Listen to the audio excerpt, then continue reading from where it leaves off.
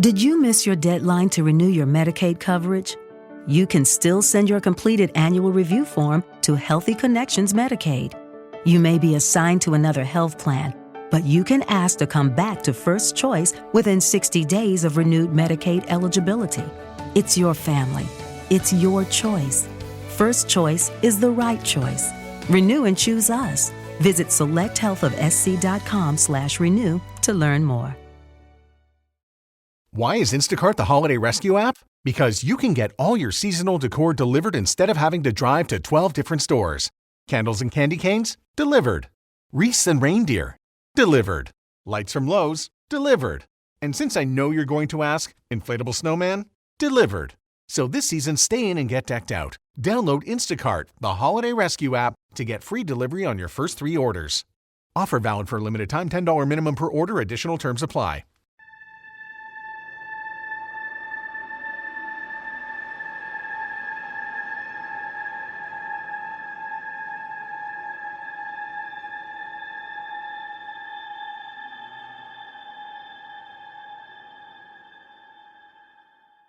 Hello, my paranormal peeps, and welcome back to another paranormal podcast.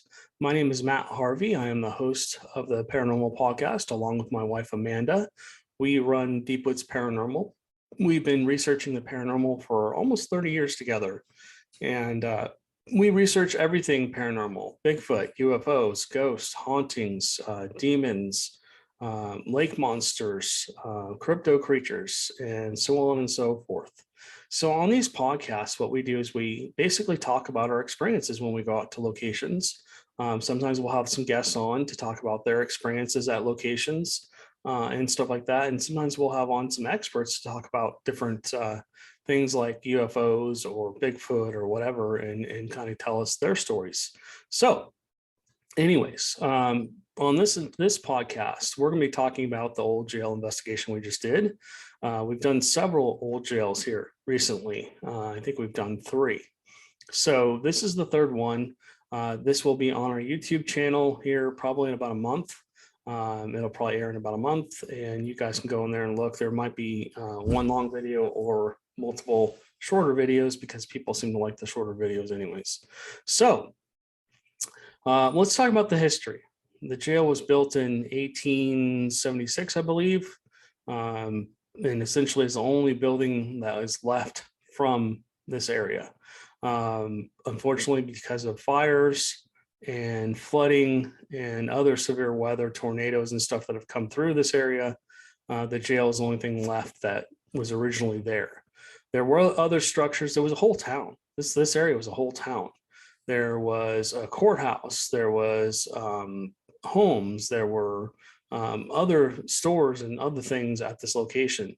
But unfortunately, when the current company that runs it took it over, they essentially were left with the jail. So they brought in some other structures, which is really cool. They brought in an old post office. They brought in an old double schoolhouse, and that's very unique to find a double schoolhouse, and an old train depot. And there's a couple other buildings on the property, but they're not really accessible. So what happened at this jail? Why is this place haunted or active or whatever you want to call it? This jail was a place where a lot of the inmates were not treated very well. There was over 300 hangings in the jail and on the property. And yes, I said inside the jail. There's actually a old trap door that they've covered up inside the jail, where they actually used to hang people right next to the cells inside the jail. So, and then there was a bunch of viewing windows for people to stand outside and watch the hanging. So if that's not traumatic enough, and then some of the spirits or people that were basically brought to this prison were brought there under false pretenses and may not have been given a full I don't know what you want to call it, a full, actual, real chance to prove their innocence. Let's put it that way. Anyways, so this housed, it was open all the way till the early 1980s. The jail was. and then essentially kind of sat dormant for a while. And the current company that owns it basically is restoring it back to where it was before. It's really cool. They've done a really, really good job. They've come in and really cleaned it up and brought a lot of old stuff that would have been in the jail back into the jail. They've set it up so that there's articles everywhere, and you can really learn a lot about the history. The historians that basically work there have done a really good job of finding out what really happened, and brought in pieces that actually fit with the time period. And so it's a museum. You can go check it out during the day. It's up in Cold Spring, and yeah, just a really cool location. But there's not just that. There's the jail, there's the old schoolhouse, there's the post office, and the train depot. So you're asking, okay, how did it go? Well, if you don't know, if you haven't watched our show from before, our team went up there. We had about 8 people, and we went up there, investigated previously. We had a lot of activity. We had a lot of things happen. And what I'll do is I'll talk about each location and what happened piece by piece, if you will. So let's start with the old jail, because that's basically the draw of this place. It's cool. It's a really cool jail. It's got basically the family quarters down below. The warden or the sheriff would have lived below. And then basically he would have checked, he or the wife would have checked people in over time. They would have been brought to the jail, checked in, taken upstairs, put in the cell. From what I understand, over time, closer to the late 80s and 90s, there weren't any more hangings. So a lot of the prisoners basically had lighter sentences and were allowed to basically work downstairs, make food, and all that other stuff too. So yeah, did I say there was over 300 hangings, not just in the jail, but on this property? Yeah. So let's start with our investigation, Man in Mines, most recent one here. This was a couple weeks ago. We started in the old jail. We started down below, and we kept hearing things downstairs in the living quarters that would have been, where basically the warden or the sheriff would have lived. Previously, we heard what sounded like a typewriter, and Amanda, I think, heard that too. I couldn't hear it. But as Rebecca, who is the person that basically runs the jail, and I were standing there, we were kind of chit-chatting, and all of a sudden I start hearing what sounds like walking upstairs. I'm like, to hear that? And then Amanda came in, and finally, towards the end of the night, she started hearing it too. We were downstairs. I was just changing out some batteries, and she heard a bunch of noise coming from upstairs, like somebody was walking around. I thought I heard what sounded like an old jail cell close, and those jail cells are left open on purpose because if you get locked in, there's no way out. They have to call a locksmith and come get you. So we went upstairs. As we were going upstairs, the last time we were there, I was walking upstairs. I was leading myself up the stairs, and I had about 3 or 4 people behind me. And as you walk up the stairs, there's a long hallway. There's the cells on the right, and then there's solitary confinement. The cell for solitary is basically just by itself. It's straight ahead. And I saw a shadow, and it darted left and then made another left and went down another hallway and disappeared. Well, I didn't realize that as I'd seen that, I reacted. I went, whoa. And there's a voice that says something, and I'll let you guys go back and listen to it on the YouTube channel. You can find our old Cold Spring investigation at this old jail. I think it was last year. So yeah, you guys can go back and watch that video. But yeah, so as we were walking up there, just got this feeling of something didn't want us there. It just felt like, you need to leave, you need to get out. I think one of the actual first piece of evidence ever caught at this jail was a little kid. I think he was about 10 years old, and he had his mom's phone. And so he was just walking around, playing around with the phone, turned the video recorder on, and caught a shadow going down the hallway, the same place I saw mine. And then went to show his mom. His mom saw it. A couple other people saw it. And then they went to try and transfer it to a computer. gone, just disappeared. No trace of it. They don't know what happened to it.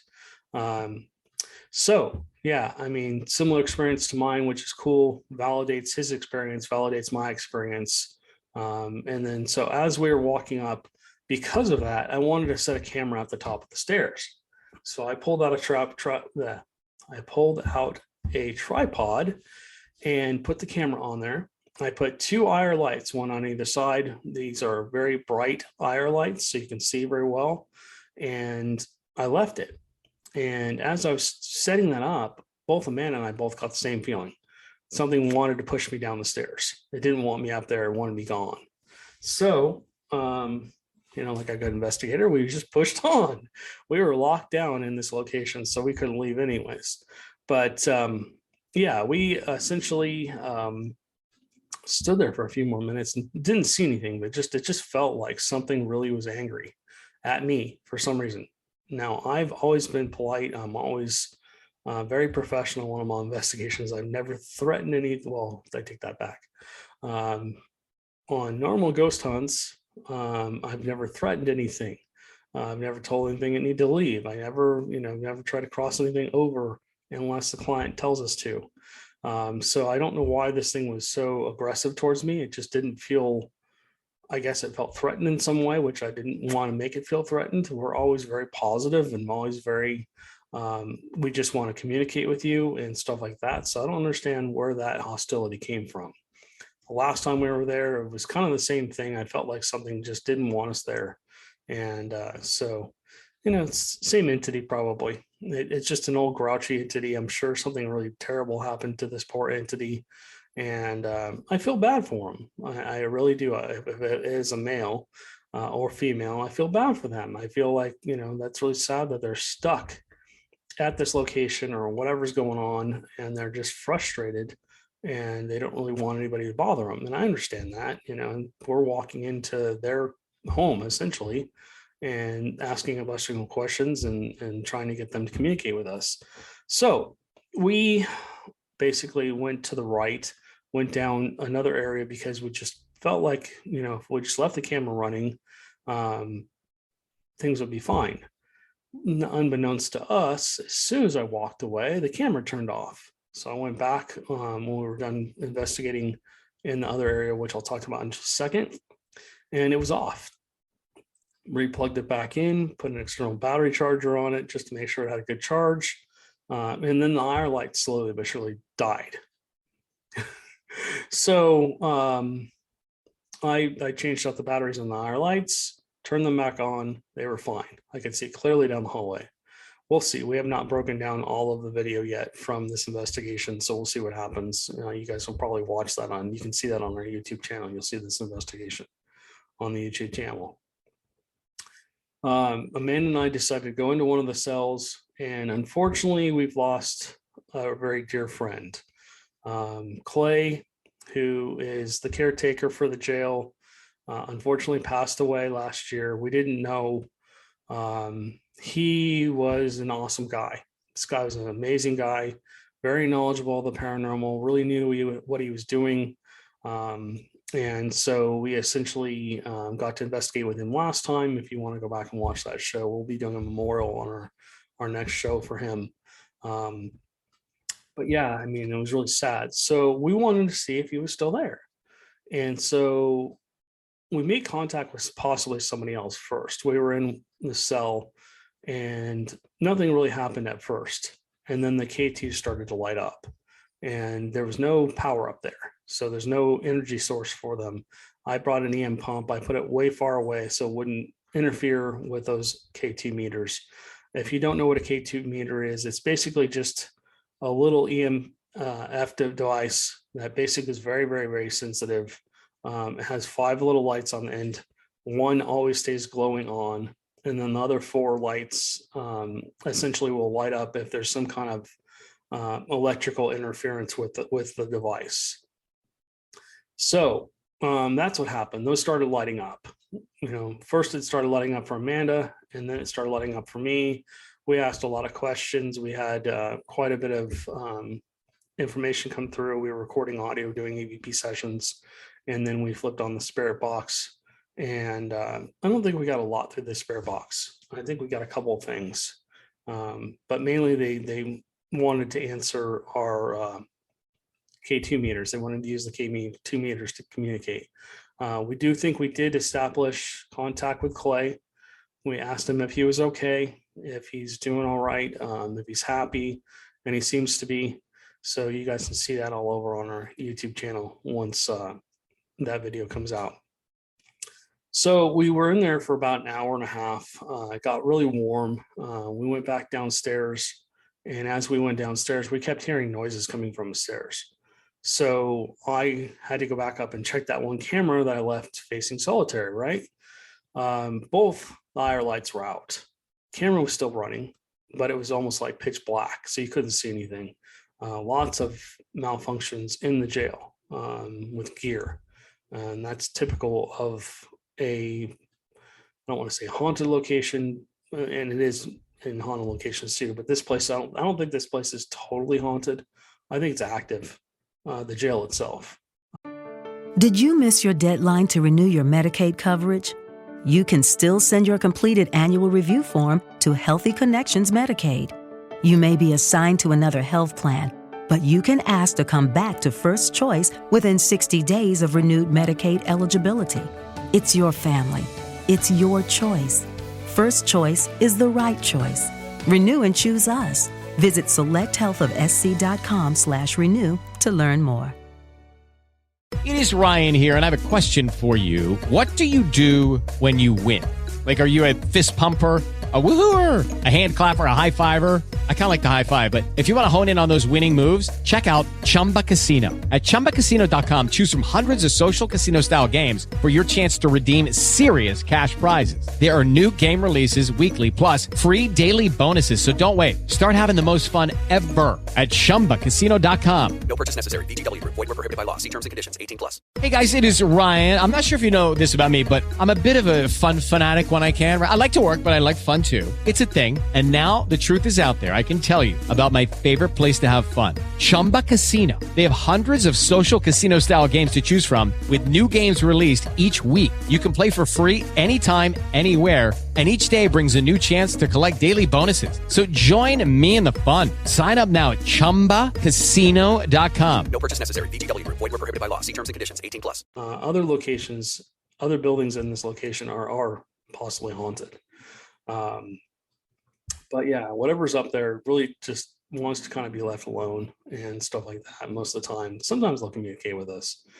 Previously, when we were there, we had an EVP of "get back in your cell," and it was a very Texan style accent, and it was just the three of us. None of us have a Texas accent, so it was pretty interesting to hear that.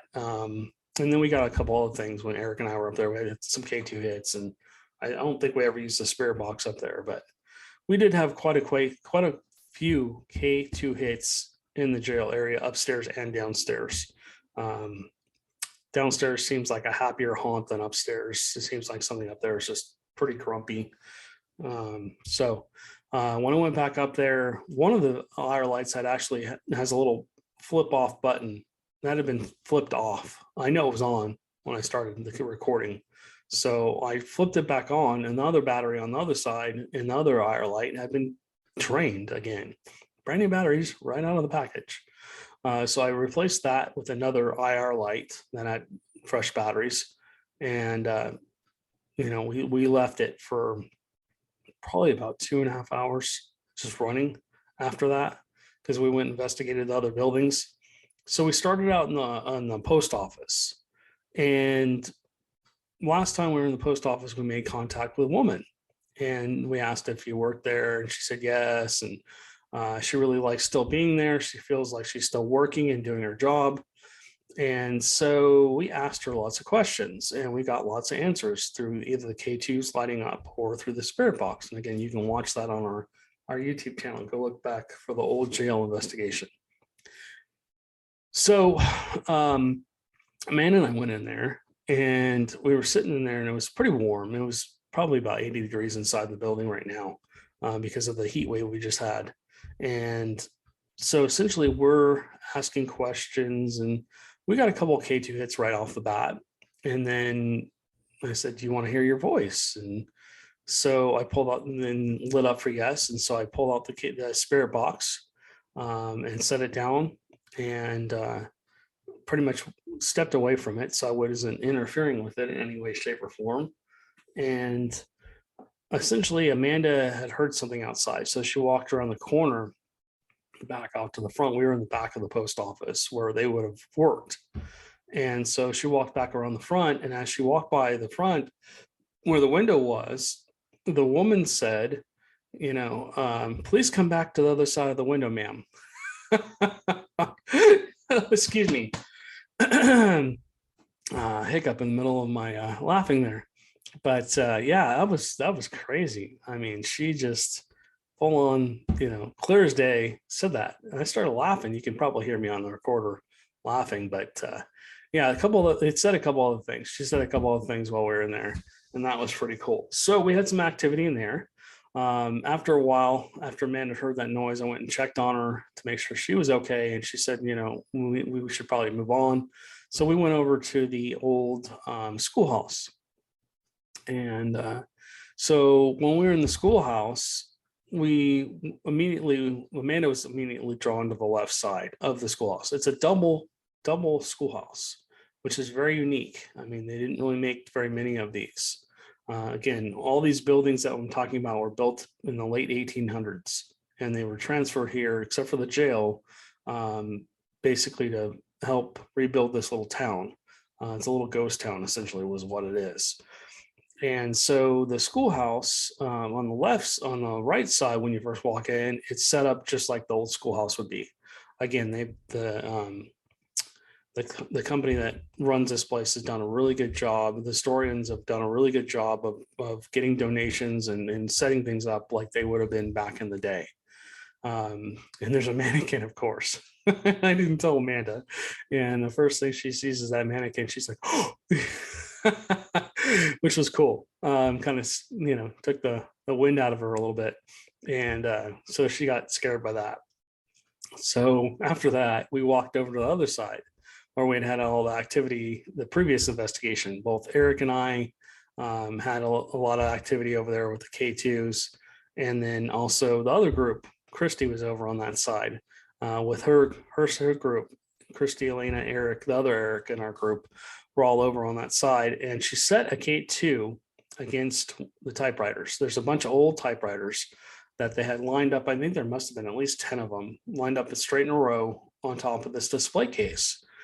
And so she set one there. And as she set it there, it started to light up. And so they asked questions and got some answers with it lighting up for yes or leaving it in one light for no. And essentially what happened was she went to reach for it. And I've reviewed this video so many times. I've reviewed it in slow motion. I've reviewed it frame by frame. I can actually see her hand reach up for the K2. And as she gets to the K2 about an inch away, the thing just flies off. It literally just shot down. And it was leaning, sitting on the counter against this thing about an inch on the counter away from the edge. And then it just basically pulls out and flies down. So I set a couple of K2s against, during the last investigation, I set a couple of K2s on top of there as well. And I started touching the typewriters, and the K2s went absolutely nuts. They lit up all the way across. Like something's like, how dare you touch my typewriters? Something's very, very attached to those typewriters. And whatever it is very intelligent, very knowledgeable what's going on, can understand and comprehend what we were asking, what we were saying. And unfortunately, the video from that, unfortunately, when Eric and I were over there, just essentially disappeared. I don't know what happened to it. I went to download it and it just was gone. It disappeared, across from transferring it from the camera to the computer. So I know it was on there because I watched it on the video camera after it happened. I reviewed it several times. I'm like, did you see that? And I showed everybody. It was pretty cool. So this time I was more careful. I think I was actually holding the camera and I had a full spectrum camera kind of facing there just in case as a backup. So a lot of technical issues happening as we investigated the jail. And that's very typical of any place that is either active or haunted or has any kind of activity at all. A lot of times they'll mess with it. If they're intelligent, they'll mess with your electronic devices, maybe to pull energy from it, or maybe just to basically, mess with you, or they just don't want you to get them on camera. One of the three, or there might be another reason. So we were in there and I set like I said, I set the K2 against the typewriters on this display case. And we're kind of looking around. Amanda and I are kind of walking around, looking around. And I said, I just turned on the spirit box because I wanted to give them a voice and see if they could communicate through that. And I said, are you going to knock that K2 off there again? And it said, not this time, as clear as I'm talking to you right now. That was really cool. And then Amanda walked back outside because it was just too warm in there for us. We were, like I said, we were drenched by the time we left. It was just too hot, too humid. It wasn't the heat, it was the humidity. It was like 80 to 90% humidity during this heat wave, and it just felt 10, 15 degrees warmer than it actually was. So as she walked outside, I went to go check on her, and the spirit dogs just start squawking, just talking. This female voice keeps coming through. And I think that a couple of spirits were actually having a conversation with each other. I think they were talking about us. But anyways, I went back in and grabbed the camera. And as I was standing there, they answered a few more questions through the spirit box. And then I said, okay, I'm going to leave you guys alone. Thank you for communicating with us. We'll be back. And as I was kind of trying to do, I was trying to wrap things up in a positive way, so that the next time we go, they can remember us and they can say, okay, they were nice to us and they didn't do anything to try and harm us or scare us or make us feel uncomfortable or anything like that. So lastly, we went into the old train depot, and the other group if you watch this investigation, the other group had a lot of activity in there. They had more than Eric and I did. They had a lot of K2 hits and stuff like that. And they possibly got some EVPs too, which was really cool. They possibly made contact with a conductor. And and I think somebody said they saw a shadow in the window where you'd buy the tickets. So Amanda and I went over there, left the door open just to let some air in. It's a nice small building, so it wasn't real hot. It was about the size of the office here. I think it's 14 by 14 or something, or 14 by 10 or whatever it is. Anyways, so she and I went over there and we were kind of asking questions based off of what we got last time. And I said, is there a conductor here? And the K2 lit up a little bit. And I thought I saw somebody standing in the window as well, by where you buy the tickets. I was like, oh, and as I walked towards it, it went to the right away from us. It actually is my right, looking straight at the window. It's the left, essentially. Darted back there, and we thought we heard some noises. And we turned the spirit box on, and they did come through a few times and talk to us. I don't want to give away the whole show because I want you guys to go enjoy watching that and seeing what we caught. But so we've got some cool news regarding this location. The owners and the historians have said you can come in and start doing public investigations here, where we can bring the general public in, ask them for $20 donation, most of which is going to probably go to the jail, because we want to make sure that jail continues to stay open and continues to be able to do the things that they need to do. I'm thinking it's probably going to be a 2 or 3 hour investigation. You guys will get to use all the gear that we use, cameras, K2s, audio recorders. We'll teach you how to use all that spirit box. And we'll basically go through the jail. We'll go through the old post office if we have a small enough group. And then we'll go through the old schoolhouse, and then we'll go to the old train depot. And that'll probably take about 2 to 3 hours. So for the price, less than the price of a movie, you can basically go out with us and really investigate a location and really kind of learn things. And then we'll kind of talk to you about the history and stuff like that. So it's a really cool location, really cool opportunity if you're, in our area, in the Bryan area, College Station area, Houston, Cold Springs, Huntsville, any around that area, or you're just traveling and you want to do an investigation, you can go onto our deepwoodsparanormal.com and you'll be able to find tickets there. We'll have some teasers up, videos up there, so you guys can kind of see what's going on.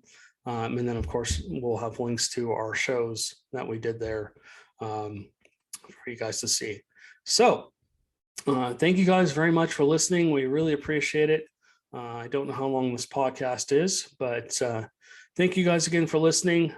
Also on Friday now, we will be releasing Bigfoot only paranormal podcast, talking about Bigfoots in different states and basically all the way around the world. We're going to talk about everything Bigfoot, sightings, experiences.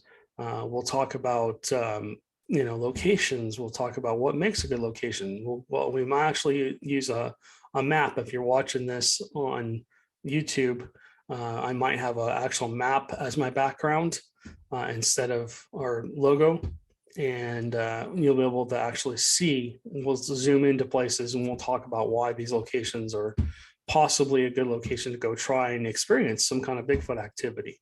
So anyways, thank you guys for listening, and you guys have a great day, and we appreciate you.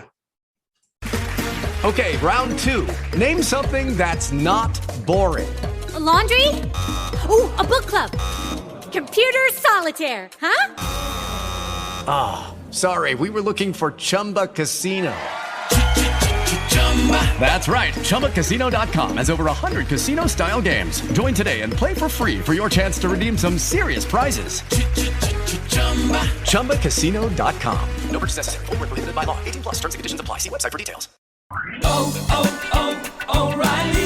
It's Superstart Battery Month at O'Reilly Auto Parts. Get up to a $25 gift card after rebate with the purchase of select Superstart batteries. Our professional parts people will test your old battery for free and recommend the right battery for your vehicle. For power, performance, and reliability, choose Superstart batteries only at O'Reilly Auto Parts.